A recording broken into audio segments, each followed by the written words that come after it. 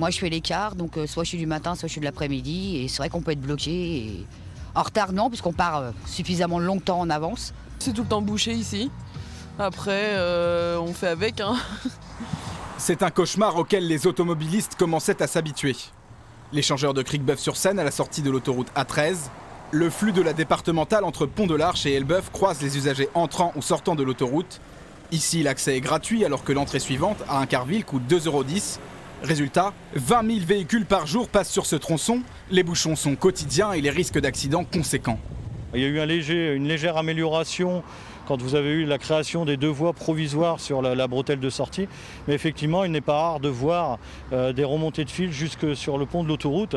Pont de l'autoroute qui a une bande d'arrêt d'urgence qui n'est pas assez large pour recevoir les véhicules. D'ailleurs, ça n'est pas destiné à ça. Et donc, vous vous retrouvez dans des situations de danger vraiment conséquentes.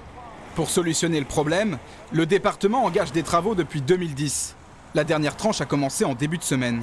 On va augmenter la plateforme routière, donc on va passer à 2 fois 2 voies. Entre les 2 voies, il y aura un petit îlot central pour permettre d'éviter les collisions frontales. Et également, de part et d'autre de l'échangeur, au droit des 2 giratoires, on va augmenter la chaussée annulaire. On a aussi besoin de soutenir nos entreprises et il est hors de question de retarder nos projets. Donc aussi, dans le cadre de notre plan de relance économique, il fallait aussi continuer dans les plannings qui étaient prévus. Les automobilistes devront encore prendre leur mal en patience. Les travaux dureront 4 mois.